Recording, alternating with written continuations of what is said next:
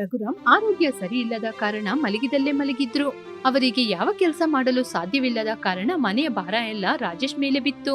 ರಾಜೇಶ್ ಹೊರಗಿನ ಊರಲ್ಲಿ ಕೆಲಸವನ್ನು ಮಾಡ್ತಾ ಇದ್ದ. ತಂದೆಗೆ ಈ ರೀತಿ ಆದ ಕಾರಣ ಹೊರ ಊರನ್ನು ಬಿಟ್ಟು ತನ್ನ ಊರಿಗೆ ಬರಬೇಕಾಯಿತು. ಕಡೆ ಸಾಹುಕಾರರಾದ ಮಲ್ಲೇಶ್ ಅವರ ಜೊತೆ ಕೆಲಸಕ್ಕೆ ಸೇರಿಕೊಂಡ. ಹೀಗೆ ಮಲ್ಲೇಶ್ ಅವರ ಜೊತೆ ಕೆಲಸಕ್ಕೆ ಸೇರ್ಕೊಂಡು ಕೆಲಸವನ್ನು ಮುಗಿಸಿ ಅವರು ಕೊಡುವ ಹಣದಲ್ಲಿ ಮನೆಗೆ ಬೇಕಾದ ವಸ್ತುಗಳನ್ನ ತರ್ತಾ ಇದ್ದ. ತಂದೆಗೆ ಬೇಕಾದ ಮದ್ದುಗಳನ್ನು ಕೂಡ ತರ್ತಾ ಇದ್ದ. ಇಲ್ಲಿ ನೋಡಪ್ಪ, ನನ್ನಿಂದ ನೀನು ನಿನ್ ಕೆಲ್ಸ ಬಿಟ್ಬಿಟ್ಟು ಇಲ್ಲಿಗೆ ಬರ್ಬೇಕಾದ ಪರಿಸ್ಥಿತಿ ಬಂತು. ನೀನು ಎಷ್ಟೊಂದ್ ಕಷ್ಟ ಪಡ್ತಿದ್ಯಾ ಅಂತ ನಂಗೆ ಗೊತ್ತು. ಒಳ್ಳೆ ಕೆಲ್ಸ ಬಿಟ್ಬಿಟ್ಟು ಇಲ್ಲಿ ಬಂದು ಯಾವುದೋ ಒಂದು ಅಂಗಡಿಯಲ್ಲಿ ಕೆಲಸ ಮಾಡ್ತಾ ಇದ್ದೀಯಾ. ನೀನು ಅವ್ರ ಜೊತೆ ಸಿಕ್ಕಾಕೊಂಡು ಅವ್ರಿಗೆ ಹೇಳುವ ಕೆಲ್ಸವನ್ನೆಲ್ಲ ಮಾಡ್ತಾ ಇದ್ದೀಯಾ. ನಿನ್ನ ನೋಡುವಾಗ ನಂಗೆ ತುಂಬಾನೇ ಬೇಜಾರಾಗ್ತಿದೆ ಕಣೋ. ನಾನು ಯಾಕೆ ಜೀವಂತವಾಗಿದ್ದೀನಿ ಅಂತ ನಂಗೆ ಅನ್ಸ್ತಾ ಇದೆಯೋ. ಅಪ್ಪ, ಯಾಕಪ್ಪ ಹೀಗೆಲ್ಲ ಮಾತಾಡ್ತಿದ್ದೀರಾ? ನೀವೇನು ಚಿಂತೆ ಮಾಡಬೇಡಿ, ನನಗೆ ಇಲ್ಲೂ ಕೂಡ ಕೆಲಸ ಚೆನ್ನಾಗೇ ಇದೆ. ಬೆಳಿಗ್ಗೆ ಹೋಗ್ತೀನಿ, ಸಂಜೆ ಆಗುವಾಗ ಮನೆಗೆ ಬರ್ತೀನಿ. ಇದ್ರಲ್ಲಿ ನನಗೆ ಯಾವ ಕಷ್ಟನೂ ಇಲ್ಲ. ನೀವೇನು ಬೇಜಾರ್ ಮಾಡ್ಕೋಬೇಡಿ, ಆರಾಮಾಗಿರಿ. ನನಗೆ ನಮ್ಮ ಊರಲ್ಲೇ ಇದ್ಕೊಂಡು ನನ್ನ ಮನೆಗೆ ಬರ್ತಾ ಹೋಗ್ತಾ ಇರುವುದು ನನಗೆ ಎಷ್ಟೊಂದು ಸಂತೋಷ ಆಗ್ತಿದೆ ಗೊತ್ತಾ. ನಾನು ಹಬ್ಬಕ್ಕೆ ನಮ್ಮ ಊರಿಗೆ ಬರುವಾಗ ಇನ್ನೊಂದೆರಡು ದಿನ ತಂದೆ ತಾಯಿ ಜೊತೆ ಇರಬೇಕು ಅನ್ಸ್ತಾ ಇತ್ತು. ಆದ್ರೆ ಇವಾಗ ನಿಮ್ ಜೊತೆನೇ ಇರೋದು ನನಗೆ ಎಷ್ಟೊಂದು ಸಂತೋಷವಾಗ್ತಿದೆ ಗೊತ್ತಾ. ಆ ಭಗವಂತನ ದಯೆಯಿಂದ ನಾನು ನಿಮ್ ಜೊತೆನೇ ಇದ್ದೀನಿ, ಅದೇ ನಂಗೆ ಸಂತೋಷ. ಪರವಾಗಿಲ್ಲಪ್ಪ, ನನಗೆ ನಿನ್ನ ನೋಡುವಾಗ ಸಂತೋಷ ಆಗ್ತಿದೆ. ನಿನ್ನಂತ ಒಬ್ಬ ಮಗ ಸಿಕ್ಕಿದ್ದು ನನ್ ಭಾಗ್ಯ. ಹೌದು, ನಿನ್ ತಾಯಿ ಹೆಂಡತಿ ಕಾಣ್ತಾ ಇಲ್ಲ. ಸಂಜೆಯಿಂದ ನಾನು ಅವ್ರನ್ನ ನೋಡ್ಲೇ ಇಲ್ಲ. ಓ ಅದಪ್ಪ, ಅವರು ಪಕ್ಕದ ಮನೇಲಿ ಏನೋ ಫಂಕ್ಷನ್ ಇದೆ ಅಂತ ಹೋಗಿದ್ದಾರೆ. ನಿಮಗೇನಾದ್ರೂ ಬೇಕು ಅಂದ್ರೆ ಹೇಳಿ, ನಾನೇ ನಿಮ್ಗೋಸ್ಕರ ಮಾಡ್ಕೊಡ್ತೀನಿ. ಊಟ ಬೇಕಂದ್ರೂ ಹೇಳಿ ಅಪ್ಪ, ನಾನೇ ತಂದ್ಕೊಡ್ತೀನಿ. ನೀವು ಊಟ ಮಾಡಿ ಆರಾಮವಾಗಿ ವಿಶ್ರಾಂತಿ ತಗೋಬಹುದು. ಅಪ್ಪ, ಇವಾಗ ನನ್ಗೇನು ತಿನ್ಬೇಕು ಅಂತ ಅನ್ಸ್ತಾ ಇಲ್ಲ. ನಿಮ್ಮಮ್ಮ ಬಂದ್ಮೇಲೆ ನಿಧಾನವಾಗಿ ನಂಗೆ ಊಟ ಕೊಡ್ತಾಳೆ, ಅದೇ ಸಾಕು. ಬೇಕಂದ್ರೆ ಬೇಗ ಹೋಗಿ ಊಟ ಮಾಡಿ ಸ್ವಲ್ಪ ಹೊತ್ತು ವಿಶ್ರಾಂತಿ ತಗೋಪ್ಪ. ಆ ಮಲ್ಲೇಶ್ ಎಂತವನು ಅಂತ ನಂಗೆ ತುಂಬಾ ಚೆನ್ನಾಗಿ ಗೊತ್ತು. ಎಲ್ಲಾ ಕೆಲ್ಸವನ್ನು ಒಬ್ಬರ ಕೈಯಲ್ಲೇ ಮಾಡಿಸ್ತಾನೆ. ಅವನು ತುಂಬಾ ಜಿಪುಣ. ಅವನ ಬಗ್ಗೆ ನಂಗೆ ತುಂಬಾ ಚೆನ್ನಾಗಿ ಗೊತ್ತಿದೆ. ನೀವ್ ಹೇಳೋದೇನೋ ಸರಿಯೇ ಅಪ್ಪ, ಆದ್ರೆ ಅವರು ಮಾಡುವ ಕೆಲ್ಸಕ್ಕೆ ಒಳ್ಳೆ ಸಂಬಳ ಕೊಡ್ತಾರೆ. ಕಡಿಮೆ ಏನಿಲ್ಲ, ಕೈ ಸೇರುವ ಹಾಗೆ ಕೊಡ್ತಾರೆ. ಸರಿಯಪ್ಪ, ಅದೂನು ಸರಿನೇ. ಹೀಗೆ ಮಾತಾಡ್ತಾ ಇರುವಾಗ ಕೀರ್ತಿ ಮತ್ತು ಕೌಶಲ್ಯ ಮನೆಗೆ ಬಂದ್ರು. ಬಂದ್ರಾ? ತಂದೆಗೆ ಲೇಟ್ ಆಗುತ್ತೆ, ಆದಷ್ಟು ಬೇಗ ತಂದೆಗೆ ಊಟ ಕೊಡಿ. ಸರಿ ರೀ, ತಂದೆಗೆ ಊಟ ಕೊಡ್ತೀವಿ. ಸರಿ, ನಾನು ಹೇಳಿದ ಮನೆಗೆ ಬೇಕಾದ ವಸ್ತುಗಳೆಲ್ಲ ತಂದಿದ್ದೀರಾ? ಇವತ್ತು ವಸ್ತುಗಳನ್ನ ತಗೊಂಬಂದಿಲ್ಲ. ಇವತ್ತು ಸಾಹುಕಾರರು ಊರಲ್ಲಿ ಇರ್ಲಿಲ್ಲ, ಅದರಿಂದ ನನಗೂ ಕೈಯಲ್ಲಿ ಹಣ ಇಲ್ಲ. ಸರಿ, ನಾಳೆ ಅವ್ರು ಬಂದ್ಬಿಡ್ತಾರೆ, ನಾಳೆನೆ ಕೊಟ್ಬಿಡ್ತಾರೆ. ಮನೇಲಿರುವ ವಸ್ತುಗಳನ್ನ ಇಟ್ಟು ಅಡ್ಜಸ್ಟ್ ಮಾಡು, ಇಲ್ಲದಿದ್ರೆ ಕೂಡಿಟ್ಟ ಹಣ ಇದೆಯಲ್ಲ ಅದನ್ನ ತಗೋ. ಮರುದಿನ ಮತ್ತೆ ಪುನಃ ರಾಜೇಶ್ ಕೆಲ್ಸಕ್ಕೆ ಹೋದ. ಆದ್ರೆ ಮಲ್ಲೇಶ್ ಮಾತ್ರ ಹಣವನ್ನು ಕೊಡಲೇ ಇಲ್ಲ. ಅಯ್ಯ, ನೀವು ನಿನ್ನೆನೆ ಹಣ ಕೊಡ್ಲಿಲ್ಲ. ಮನೆಯಲ್ಲಿ ಬೇರೆ ವಸ್ತುಗಳೆಲ್ಲ ಖಾಲಿ ಆಗಿದೆ. ಇವತ್ತು ತರ್ತೀನಿ ಅಂತ ಹೇಳಿದ್ದೆ. ಇವತ್ತಾದ್ರೂ ಹಣ ಕೊಟ್ರೆ ನನಗೆ ಸ್ವಲ್ಪ ಸಹಾಯ ಆಗುತ್ತೆ. ತಂದೆ ತಾಯಿ ಎಲ್ರಿಗೂ ಮನೆಯಲ್ಲಿ ತುಂಬಾ ಕಷ್ಟ. ನಾನು ಹಣ ತಗೊಂಡೋದ್ರೇನೆ ಸರಿಯಾಗೋದು. ನಾನು ಡೈಲಿ ಹಣ ಕೊಡೋದ್ರಿಂದ ಕೈಯಲ್ಲಿ ತುಂಬಾ ಹಣ ಖರ್ಚಾಗ್ತದೆ ಅನ್ಸುತ್ತೆ. ಅದಕ್ಕೆ 1ನೇ ತಾರೀಕೆಲ್ಲ ಒಟ್ಟಿಗೆ ಸಂಬಳ ಕೊಟ್ಬಿಡ್ತೀನಿ. ಅರ್ಥ ಆಯ್ತಾ? ಹೀಗೆ ಪ್ರತಿದಿನ ಬಂದು ಬಂದು ಹಣ ಕೇಳೋದ್ನ ಬಿಟ್ಬಿಡು. ಮೊದ್ಲೇ ಎಲ್ಲ ಕೆಲ್ಸ ಆಗೇನೆ ಬಾಕಿ ಆಗಿದೆ. ಮೊದ್ಲೋಗಿ ಕೆಲ್ಸ ಮಾಡು, ಆಮೇಲೆ ಹಣದ ವಿಚಾರ ಎಲ್ಲ ಮಾತಾಡೋಣ. ಆ ಮಾತು ಕೇಳಿ ರಾಜೇಶ್ ಅಲ್ಲಿಂದ ಬೇಜಾರ್ ಮಾಡ್ಕೊಂಡು ಮನೆಗೆ ಹೋದ. ಮನೆಗೆ ಹೋದ ನಂತರ ನಡೆದ ವಿಚಾರವನ್ನು ಹೆಂಡತಿ ಜೊತೆ ಹೇಳ್ದ. ಹೀಗೆ ಸ್ವಲ್ಪ ದಿನ ಕಷ್ಟಪಟ್ಟು ಕೆಲಸ ಮಾಡ್ದ. 1 ತಿಂಗಳು ಆದ್ರೂ ಕೂಡ ಮಲ್ಲೇಶ್ ಸಂಬಳ ಕೊಡ್ಲಿಲ್ಲ. 1 ತಿಂಗಳ ಮೇಲೆ 2 ದಿನ ಜಾಸ್ತಿನೇ ಆಯ್ತು. ನೀವು ಇನ್ನೂ ಹಣ ಕೊಡ್ಲಿಲ್ಲ. ನೀವು ಹಣ ಕೊಟ್ರೆ ತಾನೆ ಮನೆಯಲ್ಲಿ ನಮ್ಮ ಖರ್ಚಿಗೂ ಕೂಡ ಸರಿಯಾಗೋದು. ನಾನ್ ನಿಮ್ ಜೊತೆ ಸಾಲ ಕೇಳ್ತಾ ಇಲ್ಲ. ನಾನು ಕಷ್ಟಪಟ್ಟು ಕೆಲಸ ಮಾಡಿದಕ್ಕೆ ಹಣನೇ ಕೇಳ್ತಾ ಇದ್ದೀನಿ. ಅದು ನೀವು ಕೊಡದಿದ್ರೆ ಏನಯ್ಯ? ಏನೋ ನನ್ ಜೊತೆನೆ ಎದುರುತ್ರ ಮಾತಾಡ್ತಾ ಇದ್ದೀಯಾ? ನೀನ್ ಮಾಡೋ ಕೆಲ್ಸ ನನಗೆ ಇಷ್ಟ ಆಗ್ತಿಲ್ಲ ಕಣೋ. ಆದ್ರಿಂದ ಇವತ್ತಿಂದಾನೆ ನಿನ್ನ ಕೆಲ್ಸದಿಂದ ತೆಗ್ದಾಕ್ತಿದ್ದೀನಿ. ಹೋಗೋ ಹೊರಗಡೆ. ನೀನು ಸರಿಯಾಗಿ ಕೆಲಸ ಮಾಡ್ಲಿಲ್ಲ ಅಲ್ವಾ? ಆದ್ರಿಂದ ನಿನ್ಗೆ ಕೊಡ್ಬೇಕಾದ ಸಂಬಳ ಕೂಡ ನಾನು ಕೊಡೋದಿಲ್ಲ.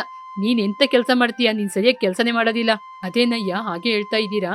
ನೀವು ಹೇಳಿದ ಕೆಲಸವನ್ನೆಲ್ಲ ನಾನು ಮಾಡಿದ್ದೀನಿ. ಯಾವ ಕೆಲ್ಸನೂ ಮಾಡೋದಿಲ್ಲ ಅಂತ ನಾನ್ ನಿಮ್ಗೆ ಹೇಳಲೇ ಇಲ್ಲ. ನಿಮ್ಮ ಕೆಲ್ಸ, ನಿಮ್ ಮನೆ ಕೆಲ್ಸ, ಅಂಗಡಿ ಕೆಲ್ಸ ಅಂತ ಎಲ್ಲ ಕೆಲ್ಸವನ್ನು ನನ್ನ ಕೈಯಲ್ಲಿ ಮಾಡಿಸ್ಕೊಂಡು ಇವಾಗ ಹಣ ಕೊಡೋದಿಲ್ಲ ಅಂತ ಹೇಳಿದ್ರೆ ಹೇಗೆ? ನಾನು ಕೊಡೋದಿಲ್ಲ. ನೀನು ಯಾರ ಜೊತೆ ಹೇಳ್ತೀಯೋ ಹೋಗಿ ಹೇಳ್ಕೊ ಹೋಗು. ಮಲ್ಲೇಶ್ ಹಾಗೆ ಹೇಳಿ ತನ್ನ ಮನೆಗೆ ಹೊರಟೋದ.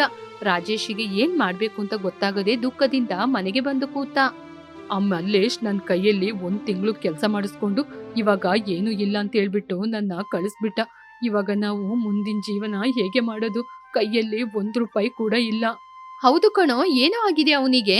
ಅವನ್ ತಾನೇ ನಿನ್ನ ಕರೆದು ಕೆಲ್ಸ ಕೊಟ್ಟಿದ್ದು. ಇವಾಗ ಕೆಲ್ಸ ಕೊಡಕ್ಕಾಗಲ್ಲ ಅಂತ ಹೇಳಿದ್ರೆ ಹೇಗೆ? ಬೇಡ ಅಂತ ಹೇಳಿದ್ರೆ ಹಣ ಕೊಡ್ಬೇಕಲ್ವಾ?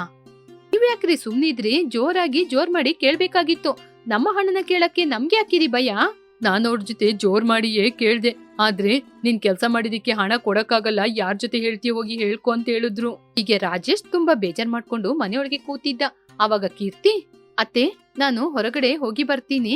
ಕೆಲ್ಸ ಇಲ್ದೆ ಮನೆಯಲ್ಲೇ ಕೂತ್ಕೊಂಡ್ರೆ ಆಮೇಲೆ ಜೀವನ ನಡೆಸೋದು ತುಂಬಾ ಕಷ್ಟ. ಎಲ್ಲಾದ್ರೂ ಕೆಲ್ಸ ಸಿಗುತ್ತಾ ಅಂತ ನೋಡಿ ಬರ್ತೀನಿ. ಈ ಕೀರ್ತಿ ಕೆಲ್ಸಕ್ಕೋಸ್ಕರ ಹೊರಗಡೆ ಹೋದಾಗ ಜೋರಾಗಿ ಮಳೆ ಬಂತು.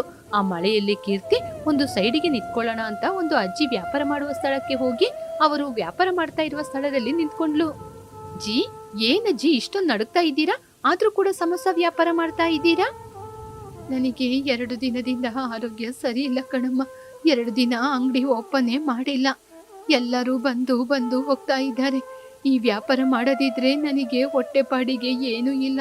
ಆದ್ರಿಂದಾನೆ ಜ್ವರ ಇದ್ರೂ ಪರವಾಗಿಲ್ಲ ಅಂತ ಬಂದು ವ್ಯಾಪಾರ ಮಾಡ್ತಿದ್ದೀನಿ. ನನ್ನ ಗಂಡ ಆರೋಗ್ಯ ಸರಿ ಇಲ್ಲದೆ ಮನೇಲಿದ್ದಾರೆ. ಅವರಿಗೆ ಮದ್ದು ತಗೊಳ್ಳಿಕ್ಕಾದ್ರೂ ಕೈಯಲ್ಲಿ ಹಣ ಬೇಕಲ್ವಾ? ಅಯ್ಯೋ, ನಿಮ್ಗೆ ಜ್ವರನಾ? ಸರಿ, ಸ್ವಲ್ಪ ಈ ಕಡೆ ಬಂದು ಕಂಬಳಿನ ಓದ್ಕೊಂಡು ಸ್ವಲ್ಪ ಹೊತ್ತು ನಿಂತ್ಕೊಳ್ಳಿ. ನಾನ್ ನಿಮ್ಗೆ ಸಮೋಸಾನ ಮಾಡಿ ಕೊಡ್ತೀನಿ. ಆವಾಗ ನಿಮ್ಗೆ ಸ್ವಲ್ಪ ಸಹಾಯ ಆಗುತ್ತೆ ಅಲ್ವಾ? ಹೌದು, ನಿನಗೆ ಸಮೋಸ ಮಾಡಕ್ಕೆ ಗೊತ್ತಮ್ಮ? ಗೊತ್ತು ನಂಗೆ. ನಾನು ಹೇಗ್ ಮಾಡ್ಬೇಕು ಅಂತ ಹೇಳಿ. ನನಗೆ ಗೊತ್ತಾಗದಿದ್ರೆ ನೀವೇ ಪಕ್ಕ ನಿಂತು ಹೇಳ್ಕೊಡಿ. ಹೀಗೆ ಅಜ್ಜಿ ಕೀರ್ತಿಗೆ ಸಮೋಸ ಹೇಗೆ ಮಾಡೋದು ಅಂತ ಹೇಳ್ಕೊಡ್ತಾ ಇದ್ದಂಗೆ ಕೀರ್ತಿ ಸಮೋಸ ಮಾಡಿದ್ಲು. ಹೀಗೆ ಚೆನ್ನಾಗಿ ವ್ಯಾಪಾರ ಆಯಿತು. ಆ ದಿನ ಇನ್ನಷ್ಟು ಅಧಿಕ ಲಾಭ ಬಂತು. ಅದರಿಂದ ಅಜ್ಜಿ ಕೀರ್ತಿಗೆ ಸ್ವಲ್ಪ ಹಣವನ್ನು ಕೊಟ್ಟು, ಇಲ್ ನೋಡಮ್ಮ, ನಿನ್ ಕಷ್ಟ ನನಗ್ ಬೇಡ, ತಗೊಮ್ಮ, ಸ್ವಲ್ಪ ಹಣ ತಗೊಂಡು ಮನೆಗೆ ಹೋಗು. ಧನ್ಯವಾದಗಳಜ್ಜಿ. ನೀವು ಮಾಡಿದ ಸಹಾಯವನ್ನು ನಾನು ಯಾವತ್ತೂ ಮರೆಯುವುದಿಲ್ಲ. ನನಗೆ ಹಣದ ಅವಶ್ಯಕತೆ ತುಂಬಾ ಇದೆ. ಮಾಡಿದ್ದು ನಾನಲ್ಲ ಕಣಮ್ಮ, ನೀನೇ ನನ್ ಕಷ್ಟ ನೋಡಿ ನನಗ್ ಬಂದು ಸಹಾಯ ಮಾಡ್ದೆ. ನಿನ್ನಂತ ಒಳ್ಳೆ ಹುಡುಗಿ ಇವಾಗೆಲ್ಲ ಹೊರಗಡೆ ಎಲ್ಲಮ್ಮ ಸಿಗ್ತಾರೆ. ಅಜ್ಜಿ, ಏನಾದ್ರೂ ಕೆಲ್ಸ ಇದ್ರೆ ಹೇಳಿ. ನನಗಿವಾಗ ಕೆಲ್ಸದ ಅವಶ್ಯಕತೆ ಅಧಿಕ ಇದೆ. ಹಣ ಕೂಡ ಬೇಕಾಗುತ್ತೆ. ಸರಿ ಕಣಮ್ಮ, ಹಾಗಾದ್ರೆ ಪ್ರತಿದಿನ ಈ ಸಮೋಸ ಅಂಗಡಿ ಹತ್ರ ಬಂದು ನೀನೇ ಸಮೋಸ ವ್ಯಾಪಾರ ಮಾಡು. ಈ ಗಾಡಿಗೆ, ಇಲ್ಲಿರುವ ವಸ್ತುಗಳಿಗೆ ನೀನ್ ನನಗೆ ಬಾಡಿಗೆ ಕೊಟ್ರೆ ಅಷ್ಟೇ ಸಾಕು. ನಿನಗೂ ಹಣದ ಅವಶ್ಯಕತೆ ಇದೆ, ನನಗೂ ಇದೆ. ನಮ್ಮಿಬ್ಬರ ಕಷ್ಟ ಒಂದೇ ದಾರಿಯಲ್ಲಿ ಮುಗಿಯುತ್ತೆ. ಹೌದು, ನಿನಗೆ ಗಂಡ ಇಲ್ವಾ? ಯಾಕಮ್ಮ ಇಷ್ಟು ಕಷ್ಟಪಡ್ತೀಯಾ? ಏನ್ ನಡೀತು? ಹೀಗೆ ಕೀರ್ತಿ ಅವಳ ಕಷ್ಟವನ್ನು ಹೇಳಿಕೊಂಡ್ಲು. ಅವಳ ಗಂಡ ಪಟ್ಟ ಕಷ್ಟವನ್ನು ಕೂಡ ಹೇಳಿಕೊಂಡ್ಲು. ಓಹೋ, ಇದೆಲ್ಲ ಮಾಡಿದ್ದು ಮಲ್ಲೇಶ. ನೀನ್ ಯಾಕಮ್ಮ ಸುಮ್ನೆ ಇದ್ದೆ? ಈ ವಿಷಯವನ್ನು ತಕ್ಷಣ ಹೋಗಿ ಮಲ್ಲೇಶ್ ಹೆಂಡತಿ ಜೊತೆ ಹೇಳ್ಬೇಕಾಗಿತ್ತು. ಮಲ್ಲೇಶ್ ಹೆಂಡತಿ ತುಂಬಾ ಒಳ್ಳೆಯವಳು. ಇಂಥ ವಿಚಾರ ಎಲ್ಲ ನಡೀತು ಅಂತ ಅವಳಿಗೆ ಗೊತ್ತಾದ್ರೆ ಅವಳು ಗಂಡನ ಜೊತೆ ಜಗಳ ಮಾಡಿ ನಿಮ್ಮ ಹಣನ ನಿಮ್ಗೆ ಕೊಡ್ತಿದ್ಲು. ಹೌದಾ ಅಜ್ಜಿ? ಮಲ್ಲೇಶ್ ಅವರ ಹೆಂಡತಿ ಅಷ್ಟು ಒಳ್ಳೆಯವರಾ? ನನಗೆ ಈ ವಿಚಾರ ಗೊತ್ತಿಲ್ಲ ಅಲ್ವಾ? ನಾನು ಇವಾಗ್ಲೇ ಅವ್ರ ಜೊತೆ ಹೋಗಿ ನನಗೆ ಆದ ಅನ್ಯಾಯಕ್ಕೆ ನ್ಯಾಯ ಕೇಳ್ತೀನಿ. ಹೀಗೆ ಕೀರ್ತಿ ಅಲ್ಲಿಂದ ಹೊರಟು ಮಲ್ಲೇಶ್ ಅವರ ಹೆಂಡತಿಯನ್ನು ನೋಡಲು ಬಂದ್ಲು. ನಡೆದ ವಿಚಾರದ ಬಗ್ಗೆ ಅವರ ಜೊತೆ ಹೇಳಿದ್ಲು. ಮಲ್ಲೇಶನ ಹೆಂಡತಿ ಕೀರ್ತಿ ಕೈಯಲ್ಲಿ ಅವರಿಗೆ ಸೇರಬೇಕಾದ ಎಲ್ಲ ಹಣವನ್ನು ಕೊಟ್ಲು. ಕೀರ್ತಿ ಆ ಮೊತ್ತ ಹಣವನ್ನು ತೆಗೆದುಕೊಂಡು ಮನೆಗೆ ಬಂದ್ಲು. ರೀ, ಇಷ್ಟು ದಿನ ನೀವು ಪಟ್ಟಂತಹ ಕಷ್ಟಕ್ಕೆ ಫಲ ಖಂಡಿತ ಸಿಕ್ಕೇ ಸಿಗುತ್ತೆ ಅಂತ ನಾನು ಹೇಳ್ತಾ ಇದ್ದೆ ಅಲ್ವಾ? ತಗೊಳ್ಳಿ ನಿಮ್ಮ ಹಣ. ರಾಜೇಶ್ ಸಂತೋಷ ಪಡುತ್ತಾ, ಈ ಹಣ ನಿನಗೆ ಹೇಗೆ ಸಿಕ್ತು ಕೀರ್ತಿ? ಮಲ್ಲೇಶ್ ಹೇಗೆ ನಿನಗೆ ಹಣ ಕೊಟ್ಟ? ನಾನು ಸಂಜೆ ಸಮಯದಲ್ಲಿ ಸಮೋಸ ಮಾಡುವ ಅಜ್ಜಿಯನ್ನು ನೋಡಕ್ ಹೋಗಿದ್ದೆ. ಅವ್ರ ಜೊತೆ ಕೆಲಸ ಮಾಡ್ದೆ. ಅವ್ರು ನನ್ಗೆ ಸಂಬಳ ಕೊಟ್ರು. ಆವಾಗ ಅವ್ರು ನನ್ ಜೊತೆ ನಿನಗೆ ಗಂಡ ಇಲ್ವಾ, ನಿನ್ ಪರಿಸ್ಥಿತಿ ಏನು ಅಂತ ಕೇಳಿದ್ರು. ನಾನು ಕೂಡ ನಡೆದ ವಿಚಾರದ ಬಗ್ಗೆ ಹೇಳ್ದೆ. ಆವಾಗ ಅವರೇ ನನಗೆ ಮಾರ್ಗ ಕೊಟ್ರು. ಮಲ್ಲೇಶ್ ಹೆಂಡತಿ ತುಂಬಾ ಒಳ್ಳೆಯವಳು ಅಂತ ಹೇಳಿದ್ಲು. ನಾನು ಅವರು ಹೇಳಿದ ಹಾಗೇನೆ ಅಲ್ಲಿ ಹೋಗಿ ವಿಷಯವನ್ನು ಹೇಳ್ದೆ. ಆಗ ಮಲ್ಲೇಶ್ ಅವರ ಹೆಂಡತಿ ನೀವು ಪಟ್ಟಂತಹ ಕಷ್ಟಕ್ಕೆ ಹಣ ತಗೊಳ್ಳಿ ಅಂತ ಕೊಟ್ರು. ಅಜ್ಜಿ ನನ್ಗೆ ಸಮೋಸ ಅಂಗಡಿ ಹತ್ರ ಬಂದು ಸಮೋಸ ಮಾಡ್ಲಿಕ್ಕೆ ಹೇಳಿದ್ದಾರೆ. ಅದಕ್ಕೆ ಬರುವ ಲಾಭದಲ್ಲೇ ಅವರಿಗೆ ಸ್ವಲ್ಪ ಕೊಟ್ರೆ ಸಾಕು ಅಂತ ಹೇಳಿದ್ದಾರೆ. ಅದರಿಂದ ನಾನು ಇವತ್ತಿಂದನೇ ಸಮೋಸ ವ್ಯಾಪಾರವನ್ನು ಮಾಡ್ಬೇಕು ಅಂತ ಇದ್ದೀನಿ. ನಾವು ಸಂತೋಷ ಪಡುವ ಕಾಲ ಕೂಡ ಬಂತು ರೀ. ಹೀಗೆ ಕೀರ್ತಿ ಮತ್ತು ರಾಜೇಶ್ ಕಷ್ಟಪಟ್ಟು ಸಮೋಸ ವ್ಯಾಪಾರ ಮಾಡಿ ಅದರ ಬಾಡಿಗೆ ಹಣವನ್ನು ಅಜ್ಜಿಗೆ ಕೊಟ್ಟು ತನ್ನ ಮಾವನಾದ ರಘುರಾಮನ್ನು ಕೂಡ ತುಂಬಾ ಚೆನ್ನಾಗಿ ನೋಡ್ಕೊಂಡ್ರು. ರವಿ, ಗಿರಿಜಾ ಅಣ್ಣ ತಂಗಿ ಇಬ್ಬರು ಹೊರಗೆ ಆಟಾಡ್ತಾ ಇದ್ರು. ಲಲಿತಾ ಮನೆಯಲ್ಲಿ ಅಡಿಗೆ ಮಾಡ್ತಾ ಇದ್ಲು. ಅಷ್ಟರಲ್ಲಿ ಸುರೇಶ್ ನೈಟ್ ಡ್ಯೂಟಿ ಮಾಡ್ಕೊಂಡು ಮಾರ್ನಿಂಗ್ ಮನೆಗೆ ಬಂದ. Lalitha, good morning. ಏನ್ ಮಾಡ್ತಾ ಇದ್ದೀಯಾ? ಹಾಯ್ ರೀ, ಬಂದ್ರಾ? ಮಕ್ಕಳಿಗೆ ಇವತ್ತಿಂದ ರಜೆ ಕೊಟ್ಟಿದ್ದಾರೆ. ಅದಕ್ಕೇನೆ ಅವರಿಬ್ರು ಬೆಳಿಗ್ಗೆ ಬೇಗನೆ ಎದ್ದು ಹೊರಗಡೆ ಆಟಾಡ್ತಾ ಇದ್ದಾರೆ. ಅವರಿಗೆ ಸ್ಕೂಲ್ ಇದ್ದಿದ್ರೆ ನಾವೇ ಅವ್ರನ್ನ ಗೆಂಜಿ ಎಬ್ಬಿಸ್ತಾ ಇರ್ಬೇಕು. ಮಕ್ಕಳು ರಜೆ ಇರುವಾಗ ಹಾಗೆ ತಾನೆ ಲಲಿತಾ? ನೀನು ಸಣ್ಣವಳಾಗಿದ್ದಾಗ ಕೂಡ ರಜೆಯಲ್ಲಿ ಎಷ್ಟು ಗೋಳೊಯ್ಕೋತಾ ಇದ್ದೋ ಏನೋ, ಇವಾಗ ನೀನು ಇಷ್ಟು ದೂರ ಮಾತಾಡ್ತಾ ಇದ್ದೀಯಾ? ರೀ, ನಾನೇನು ಇಲ್ಲ ಅಂತ ಹೇಳಿದ್ನ? ಹೊರಗಡೆ ಬಿಸಿಲು ಜಾಸ್ತಿ ಹೊಡಿತಾ ಇದೆಯಲ್ವಾ? ಈ ಬಿಸಿಲಲ್ಲಿ ಮಕ್ಕಳು ಆಟ ಆಡಿದ್ರೆ ಆಮೇಲೆ ಅವರಿಗೆ ಮತ್ತೆ ಆರೋಗ್ಯಕ್ಕೆ ಹಾನಿಕಾರತನೇ ಆಗುತ್ತೆ. ಸರಿ ಸರಿ, ಮಕ್ಕಳ ಗೋಳಿಂದ ಹೊರಗೆ ಬಂದು ನನಗೆ ಬಿಸಿ ಬಿಸಿ ಕಾಫಿ ಮಾಡಿ ಕೊಡ್ತೀಯಾ? ತಲೆನೋವಾಗ್ತಿದೆ. ಆಗ ಲಲಿತಾ ಕಿಚನ್ಗೆ ಹೋಗಿ ಕಾಫಿ ಮಾಡ್ಕೊಂಡ್ ಬಂದ್ಲು. ಸುರೇಶ್ ಕೈಯಲ್ಲಿ ತಗೊಂಬಂದು ಕಾಫಿ ಕೊಟ್ಲು. ಸುರೇಶ್ ಏನೋ ಗಾಢವಾಗಿ ಆಲೋಚನೆ ಮಾಡ್ತಿದ್ದ. ಯಾವಾಗ್ಲೂ ಆಫೀಸಿಂದ ಬಂದಾಗ ತುಂಬಾ ಆಕ್ಟಿವ್ ಆಗಿರ್ತಾರೆ, ಇವತ್ತೇನೋ ಏನೋ ಆಲೋಚನೆ ಮಾಡ್ಕೊಂಡಿದ್ದಾರೆ. ಸುರೇಶ್ ಕಾಫಿ ಕುಡ್ದಾದ್ಮೇಲೆ ಲಲಿತನ್ ಜೊತೆ ಹೀಗೆ ಹೇಳ್ದ. ಲಲಿತಾ, ಇವತ್ತು ನನ್ ಮನ್ಸಿ ಯಾಕೋ ಭಾರ ಅನ್ಸ್ತಾ ಇದೆ. ಮದರ್ಸ್ ಡೇಗೆ ಎಲ್ಲ ಫ್ರೆಂಡ್ಸುಗಳು ಅವರವರ ತಾಯಿಯಂದಿರಿಗೆ ಗಿಫ್ಟ್ ನ ರೆಡಿ ಮಾಡ್ತಿದ್ದಾರೆ. ನಂಗೆ ಬೇಜಾರಾಗ್ತಿದೆ. ನನಗೂ ಕೂಡ ಒಂದು ಗಿಫ್ಟ್ ಆರ್ಡರ್ ಮಾಡ್ಬೇಕು ಅಂತ ಇತ್ತು, ಆದ್ರೆ ನನಗೆ ಅದೃಷ್ಟ ಇಲ್ವೇ. ರೀ, ಅದಕ್ಕೇನ್ರಿ, ನೀವು ಏನು ಬೇಜಾರ್ ಮಾಡ್ಬೇಡಿ. ನಿಮ್ಮ ಅಮ್ಮನ್ಗೆ ನೀವು ಅಂದ್ರೆ ತುಂಬಾ ಇಷ್ಟ. ಅವ್ರಿಗಿಷ್ಟ ಇಲ್ದೆ ನೀವು ಮದ್ವೆ ಮಾಡ್ಕೊಂಡ್ರಲ್ವಾ? ಸರಿ ರೀ, ಒಂದು ಒಳ್ಳೆ ಗಿಫ್ಟ್ ನ ಆರ್ಡರ್ ಮಾಡಿ ನಿಮ್ಮ ಅಮ್ಮನ ಕೈಗೆ ತಗೊಂಡೋಗಿ ಕೊಡಿ. ನಿಮ್ಮ ಅಮ್ಮ ಕೂಡ ಮಗ ಗಿಫ್ಟ್ ತಂದಿದ್ದಾನೆ ಅಂತ ಸಂತೋಷದಿಂದ ನಿಮ್ನ ಕರೀತಾರೆ. ಲಲಿತಾ, ನಿನಗೆ ನಮ್ಮ ಅಮ್ಮನ ಬಗ್ಗೆ ಸರಿಯಾಗಿ ಗೊತ್ತಿಲ್ಲ. ನಮ್ಮ ಅಮ್ಮನ್ಗೆ ಕೋಪ ಜಾಸ್ತಿ, ರೋಷನೂ ಜಾಸ್ತಿ. ಗಿಫ್ಟ್ ತೆಗೆದು ನನ್ನ ಮುಖಕ್ಕೆ ಎಸಿತಾರೆ. ರೀ, ನೀವ್ಯಾಕೆ ಹಾಗೆಲ್ಲ ಆಲೋಚನೆ ಮಾಡ್ತೀರಾ? ಅವರು ಮನ್ಸು ಬದಲಾಯಿಸಿರ್ಬೋದು, ಅಥವಾ ಇಷ್ಟು ದಿನ ಆಯ್ತಲ್ವಾ, ಎಲ್ಲವನ್ನೂ ಮರ್ತಿರ್ಬೋದು. ನನ್ ಬಗ್ಗೆ ನನ್ ಮಗನಿಗೆ ಆಲೋಚನೆನೇ ಇಲ್ಲ, ಅದಕ್ಕೆ ನನ್ ಬಳಿ ಬರ್ಲಿಲ್ಲ ಅಂತ ಕೂಡ ತಿಳ್ಕೊಂಡಿರ್ಬೋದು. ಆನಂತರ ಸುರೇಶ್ ಮತ್ತೆ ಆಫೀಸಿಗೆ ಹೊರಟೋದ. ಸುರೇಶನ ತಂದೆ ಪಾಪಾರಾವ್, ತಾಯಿ ಸುಜಾತ ತನ್ನ ಮಗ ತಮಗೆ ಇಷ್ಟ ಇಲ್ಲದೆ ಮದುವೆ ಮಾಡ್ಕೊಂಡ ಅಂತ ಪಕ್ಕದೂರಲ್ಲಿದ್ರು. ಸುಜಾತನಿಗೆ ಹಣದ ಮೇಲೆ ಆಸೆ. ಯಾವಾಗ್ಲೂ ಮೇಕಪ್ ಮಾಡ್ಕೊಂಡು ಸುಂದರವಾಗಿ ಇರ್ತಾರೆ. ತಾನು ತೋರಿಸಿದಂತಹ ಶ್ರೀಮಂತ ಹುಡುಗಿನ ಮದುವೆಯಾಗಿಲ್ಲ ಅಂತ ಸುರೇಶ್ ಮೇಲೆ ಕೋಪ. ಲಲಿತಾ ಅವಳ ಮನೆಯಲ್ಲಿ ಅತ್ತೆಗೆ ತನ್ನ ಮಗ ತನಗೆ ಇಷ್ಟ ಇಲ್ಲದೆ ಇರುವ ಹುಡುಗಿನ ಮದುವೆ ಮಾಡ್ಕೊಂಡ, ಶ್ರೀಮಂತ ಹುಡುಗಿನ ಮದುವೆ ಮಾಡ್ಕೊಂಡಿಲ್ಲ ಅಂತ ನಮ್ಮ ಅತ್ತೆಗೆ ನನ್ನ ಗಂಡನ ಮೇಲೆ ತುಂಬಾನೇ ಕೋಪ ಇದೆ. ಸುರೇಶ್ ಅವರ ತಾಯಿನ ತುಂಬಾ ಮಿಸ್ ಮಾಡ್ಕೋತಾ ಇದ್ದಾರೆ. ಇದೆಲ್ಲದಕ್ಕೂ ನಾನೇ ತಾನೇ ಕಾರಣ. ನನ್ನಿಂದ ತಾನೇ ಇದೆಲ್ಲ ಹೀಗೆ ಆಯ್ತು. ಸುರೇಶ್ ನನ್ನ ಮದುವೆ ಮಾಡ್ಕೊಳ್ಳೋದಿದ್ರೆ ಈ ರೀತಿ ಸಮಸ್ಯೆ ಎಲ್ಲ ಬರ್ತಾನೆ ಇರ್ಲಿಲ್ಲ.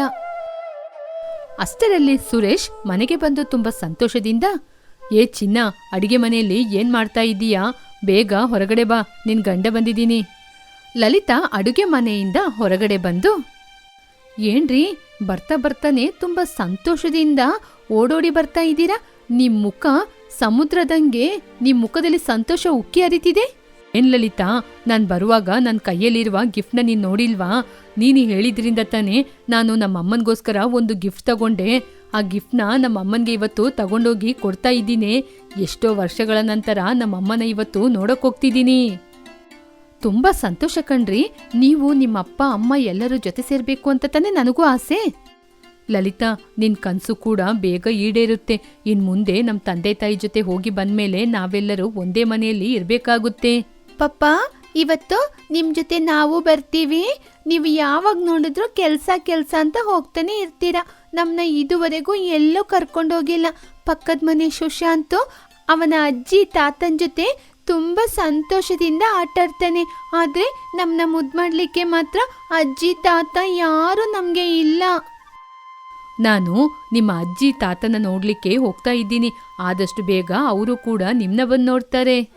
ಹೌದಾ ಅಪ್ಪ? ಹಾಗಾದ್ರೆ ನಾವು ಕೂಡ ನಿಮ್ ಜೊತೆ ಬರ್ತೀವಿ ಅಜ್ಜಿ ತಾತನ ನೋಡ್ಲಿಕ್ಕೆ.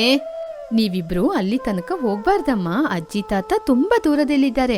ಅವ್ರು ನಿಮ್ನ ನೋಡ್ಲಿಕ್ಕೆ ಇಲ್ಲೇ ಬರ್ತಾರೆ. ಗಿಫ್ಟ್ ಅನ್ನು ತೆಗೆದುಕೊಂಡು ಸುಜಾತನ ಮನೆಗೆ ಹೋದ. ಮನೆ ಲಾಕ್ ಹಾಕಿರುವುದನ್ನು ನೋಡಿದ. ಸುರೇಶ್ ಅಮ್ಮ ಅಮ್ಮ ಅಂತ ಕರಿತಾ ಇದ್ದ. ಆದ್ರೆ ಸುಜಾತ ಬಾಗಿಲು ತೆಗಿಲೇ ಇಲ್ಲ. ಕಾಲಿಂಗ್ ಬೆಲ್ ಮಾಡ್ದ. ಪಾಪಾರಾವ್ ಡೋರ್ ತೆಗೆದು ಹೊರಗೆ ಬಂದ್ರು. ಮಗನನ್ನು ನೋಡಿದ ತಕ್ಷಣ ಏನ್ ಹೇಳ್ಬೇಕು ಅಂತ ಗೊತ್ತಾಗದೆ ಹಾಗೇನೆ ನಿಂತು ಹೋದ್ರು.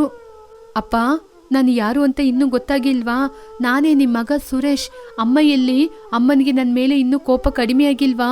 ಅಪ್ಪ, ಇವತ್ತು ಮದರ್ಸ್ ಡೇ, ಅಮ್ಮನಿಗೆ ಗಿಫ್ಟ್ ತಂದಿದ್ದೀನಿ. ಇಲ್ಲಿ ನೋಡೋ, ನಿಮ್ಮ ಅಮ್ಮನ ಸಂಗತಿ ಆಮೇಲೆ ಇರ್ಲಿ. ನನ್ ಸೊಸೆ ಹೇಗಿದ್ದಾಳೆ? ಚೆನ್ನಾಗಿದ್ದಾಳಾ? ಎಷ್ಟು ದಿನ ಆಯ್ತು ಕಣೋ ನಿನ್ನ ನೋಡಿ. ಹಾಗೆ ಅಂತ ಹತ್ರ ಹೋಗಿ ತಬ್ಬಿಕೊಂಡ್ರು. ಅಪ್ಪ, ನಾನು ತುಂಬಾ ಚೆನ್ನಾಗಿದ್ದೀನಿ. ನೀವ್ ಹೇಗಿದ್ದೀರಾ ಹೇಳಲಿಕ್ಕೆ ಮರ್ತ್ಬಿಟ್ಟೆ. ನನ್ನ ಮಗ ಮಗಳು ನಿಮ್ನ ನೋಡ್ಬೇಕು ಅಂತ ತುಂಬಾ ಆಸೆಯಲ್ಲಿದ್ದಾರೆ. ಹೌದಾ ಸುರೇಶ್? ಮೊಮ್ಮಗ ಮೊಮ್ಮಗಳು ಕೂಡ ಇದ್ದಾರಾ? ಅವ್ರ ಜೊತೆ ಆಟ ಆಡುವ ಭಾಗ್ಯನ ದೇವ್ರು ನಂಗೆ ಕೊಡ್ಲಿಲ್ಲ. ಮನೆಯೊಳಗೆ ಪೂಜೆ ಮಾಡ್ತಾ ಇದ್ದ ಸುಜಾತ, ಏನ್ರಿ ಬಾಗುಲ್ ತೆಗ್ದು ಇಷ್ಟೊತ್ತಾದ್ರೂ ಯಾರ ಜೊತೆ ಮಾತಾಡ್ತಿದ್ದೀರಾ? ಹಾಗೆ ಯಾರ್ರೀ ಬಂದಿದ್ದಾರೆ? ಯಾರು ಬಂದಿದ್ದಾರೆ ಅಂತ ನೀನೇ ಹೊರಗಡೆ ಬಂದು ನೋಡು, ನಿನಗೆ ಸಡನ್ ಸರ್ಪ್ರೈಸ್. ಏನ್ರಿ ಆ ಸರ್ಪ್ರೈಸ್? ಹಾಗೆ ಹೇಳಿ ಹೊರಗಡೆ ಬಂದ್ಲು. ಹೊರಗಡೆ ಬಂದು ನೋಡಿದಾಗ ಸುರೇಶ್ ಇದ್ದ. ಸುಜಾತ ಕೋಪದಿಂದ, ರೀ ನಮ್ನ ಬೇಡ ಅಂತ ಎತ್ತಿ ಬಿಸಾಕಿ ಹೋದವನ್ ಜೊತೆ ನಿಮ್ಗೇನ್ರಿ ಮಾತು? ಅವನ್ನ ಮೊದ್ಲು ಇಲ್ಲಿಂದ ಹೋಗ್ಲಿಕ್ಕೆ ಹೇಳ್ರಿ. ಅಮ್ಮ ನನ್ನನ್ನು ಕ್ಷಮಿಸಿ, ಹಾಗೆ ಅಂತ ಸುರೇಶ್ ತಾಯಿಯ ಕಾಲಿಗೆ ಬಿದ್ದ. ಅಮ್ಮ ಇವತ್ತು ಮದರ್ಸ್ ಡೇ, ನಿಮ್ಗೋಸ್ಕರ ನಾನು ಗಿಫ್ಟ್ ತಂದಿದ್ದೀನಿ. Happy mother's day. ನನ್ನ ಮನೆಗೆ ನೀವಿಬ್ರು ಬನ್ನಿಮ್ಮ. ಏನು, ನಾನು ನಿನ್ ಮನೆಗೆ ಬರ್ಬೇಕಾ? ಅದು ನಡೆಯದಿರುವ ವಿಷಯ. ನನ್ ಜೀವ ಇರುವ ತನಕ ನಿನ್ ಮನೆ ಕಡೆ ಬರೋದಿಲ್ಲ. ಒಬ್ಳು ಬಡ ಹುಡುಗಿನ ಮದುವೆ ಮಾಡ್ಕೊಂಡು ಬಡವನಾಗಿಯೇ ಇದ್ದೀಯಾ? ನೀನ್ ಯಾವಾಗ ಶ್ರೀಮಂತನಾಗ್ತೀಯೋ ಆವಾಗ ಬರ್ತೀನಿ. ಇವಾಗ ಇಲ್ಲಿಂದ ಹೊರಟೋಗೋ. ಪಾಪ ಸುರೇಶ್ ಬೇಜಾರ್ ಮಾಡ್ಕೊಂಡು ಗಿಫ್ಟ್ ಅಲ್ಲೇ ಇಟ್ಟು ಹೊರಟು ಹೋದ. ಸುಜಾತ, ನೀನು ಮಾಡಿರುವ ವಿಚಾರ ಇವತ್ತು ನನಗೆ ಇಷ್ಟನೇ ಆಗ್ಲಿಲ್ಲ. ಅವನು ಮಾಡಿದ ತಪ್ಪಿಗೆ ನಿನ್ ಜೊತೆ ಕ್ಷಮೆ ಕೇಳಿ ನಿನ್ ಕಾಲಿಗೆ ಬಂದು ಬಿದ್ದ. ಆದ್ರೆ ನೀನೇನ್ ಮಾಡ್ದೆ? ಅವನ್ನ ಬೇಡ ಅಂತ ತಿರುಗಿ ವಾಪಸ್ ಕಳಿಸ್ಬಿಟ್ಟೆ. ಅವನು ನಮ್ಮ ಮಗ ಕಣೆ, ನಮಗೆ ಇರುವಂತಹ ಒಬ್ನೇ ಒಬ್ಬ ಮಗ, ನಮ್ಮ ರಕ್ತ ಸಂಬಂಧ. ಅವನ್ನ ಕಳಿಸ್ಲಿಕ್ಕೆ ಹೇಗೇನೆ ನಿಂಗೆ ಮನ್ಸು ಬಂತು? ರೀ, ಒಬ್ಬ ತಂದೆಯಾಗಿ ನಿಮಗೇನೆ ಇಷ್ಟೊಂದು ಬೇಜಾರಾಗುವಾಗ ನನ್ನ ತಾಯಿಯಾಗಿ ಎಷ್ಟು ದುಃಖ ಆಗಬೇಕು. ನಿಮಗೆ ಮಾತ್ರ ಅಲ್ಲರಿ ಬೇಜಾರು, ಅವನಾಗೆ ಕಳಿಸುವಾಗ ನನಗೂ ದುಃಖ ಆಯಿತು. ಅವತ್ತು ಅವ್ನು ಮಾಡಿರೋ ಕೆಲಸ ನೋಡಿದ್ರೆ ಬೇಜಾರಾಗದೆ ಇರುತ್ತಾ? ನಾನು ಅವನ್ನ ಮನೆಯೊಳಗೆ ಕರ್ಕೊಂಡ್ರೆ ಅವನು ಹಾಗೇನೆ ಇದ್ದೋಗ್ತಾನೆ. ಮನೆಯೊಳಗೆ ಕರ್ಕೊಳ್ಳೋದಿದ್ರೆ ಕೋಪದಿಂದ ಶ್ರೀಮಂತನಾಗ್ತಾನೆ. ನಿನ್ನೊಳಗೆ ಇಂಥ ಒಂದು ಮನಸ್ಸು ಇದೆ ಅಂತ ನಾನು ಕೂಡ ಇವತ್ತೇ ತಿಳ್ಕೊಂಡೆ. ನೀನು ಹೊರಗಡೆ ಇಷ್ಟೊಂದು ಹಾರಾಡಿದ್ರು ನಿನ್ ಮನಸ್ಸು ತುಂಬಾ ಹೂವಿನಂತೆ ಕಣೆ. ಏನಿದ್ರು ನಾವು ನಮ್ಮ ಮಗನ್ನ ಹೋಗಿ ನೋಡ್ಲೇಬೇಕು. ಸರಿ ರೀ, ಆ ದಿನಗಳು ದೂರ ಇಲ್ಲ ರೀ. ಸುರೇಶ್ ಮನೆಗೆ ಬರುವಾಗ ಲಲಿತಾ ಎದುರಿಗೆ ಬಂದು, ಏನ್ರಿ ಬಂದ್ರ? ಅತ್ತೆ ಮಾವ ಚೆನ್ನಾಗಿದ್ದಾರಾ? ಅತ್ತೆಗೆ ನನ್ನ ಮೇಲೆ ಇರುವ ಕೋಪ ಹೋಯ್ತಾರಿ? ನಾನು ಅಂದುಕೊಂಡ ಹಾಗೆ ನಮ್ಮ ತಾಯಿಗೆ ನನ್ನ ಮೇಲೆ ಇರುವ ಕೋಪ ಸ್ವಲ್ಪನೂ ಕಡಿಮೆಯಾಗಿಲ್ಲ. ನಾವು ಬಡವರಾಗಿಯೇ ಇದ್ದೀವಿ, ನಮ್ಮ ಕೈಯಲ್ಲಿ ಏನೂ ಇಲ್ಲ. ನಾವು ಯಾವತ್ತೂ ಅವ್ರ ಜೊತೆ ಹೋಗ್ಬಾರ್ದು ಅಂತ ನನಗೆ ಬಾಯಿಗೆ ಬಂದಂಗೆ ಬೈದು ಕಳಿಸ್ಬಿಟ್ರು.